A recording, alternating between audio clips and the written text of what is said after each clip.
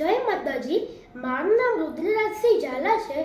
આજે હું તમને તુલસીદાસના જીવન ચરિત્ર વિશે થોડુંક જણાવવા માંગુ છું। ગોસ્વામી તુલસીદાસજીનો જન્મ ઈસવીસન 1532ના શ્રાવણ સુદ સાતમના દિવસે ઉત્તર પ્રદેશના બાંદા જિલ્લામાં રાજાપુર ગામમાં થયો હતો। તેઓ પૂરા 32 દાંત સાથે જન્મ્યા હતા અને જન્મતા જ રામ નામનો ઉચ્ચાર કર્યો હતો, જેથી તેમના બાળપણનું નામ રામબોલા હતું। તેમની માતાનું નામ હુલસી અને પિતાનું નામ આત્મારામ દુબે હતું। તેમને અપશુકનિયાળ માનીને તેમના માતા પિતાએ તેમનો ત્યાગ કર્યો હતો। ત્યારબાદ તેમની દાસી ચુનિયાએ તેમનો ઉછેર કર્યો। કમનસીબે જ્યારે તુલસીદાસ 5 વર્ષના થયા ત્યારે ચુનિયાનું સાપ કરડવાથી મૃત્યુ થયું।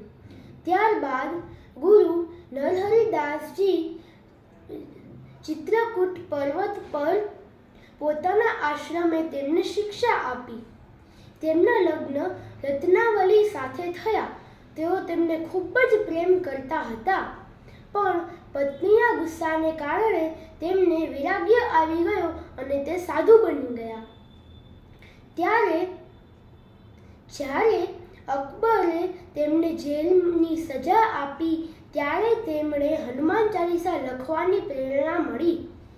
તે લોકમાનસ કવિ તરીકે ઘણી રચનાઓ લખી, જેમ કે રામચરિતમાનસ, કવિતાવલી, ગીતાવલી, દોહાવલી, પાર્વતી મંગળ, જાનકી મંગળ, રામલીલા વગેરે। તેમનું મૃત્યુ ઈસવીસન 1623ના કાશીમાં થયો હતો। અસ્તુ, જય માતાજી।